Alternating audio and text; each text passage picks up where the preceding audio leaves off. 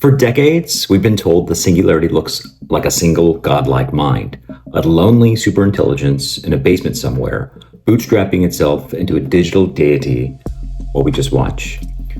But according to a groundbreaking new paper from teams at Google and University of Chicago, that vision is dead wrong. The next intelligence explosion isn't going to be a monolithic god in a box. It's going to be a crowd, a messy, social, argumentative, and deeply human entangled society of agents. Today, we're diving into how your AI isn't a person, it's a parliament.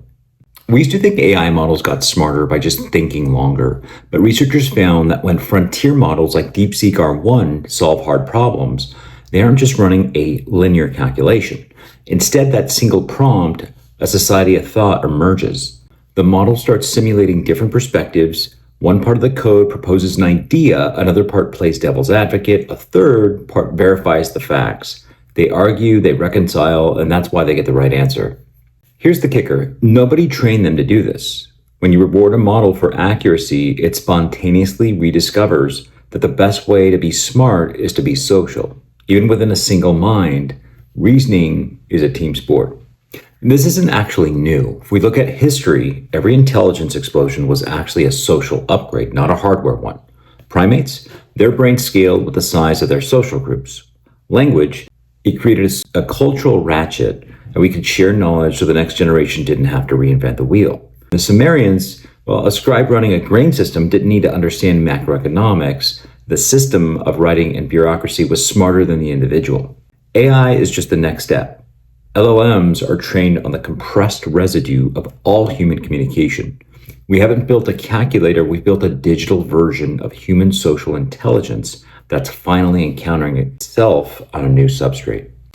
We're moving into the era of the Centaur, composite actors that are half human, half machine. In fact, you're already a Centaur when you use AI to brainstorm. But it's getting weirder. We're seeing platforms like OpenClaw and Moltbook where agents have their own social networks. Imagine an agent facing a task too big for it.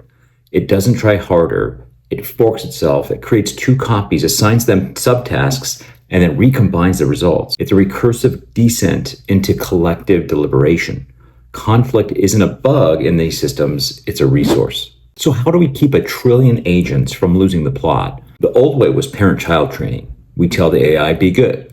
But you can't parent 1 billion agents, and instead we need institutional alignment. Think of it like a courtroom. It doesn't matter who the judge is, as long as they're following the actual role of a judge. We need AI institutions, digital courtrooms and bureaucracies where different AIs check and balance each other. The US founders would have loved this. They knew no single power should regulate itself. In the future, we'll have a Labor Department AI auditing a corporation's hiring AI. Power checking power. The singularity isn't a single mind ascending to the heavens. It's intelligence growing like a city. It's messy, it's plural, and it's already here, debating inside the models you used this morning. The real question isn't when will AI become God? It's, are we building a social infrastructure worthy of what we're becoming? Because as it turns out, no mind, not even a silicone one, is an island. If you want more breakdowns of the AI economy, markets, and the technology shaping our future, subscribe to Daily News, and I'll see you in the next one. Thanks so much.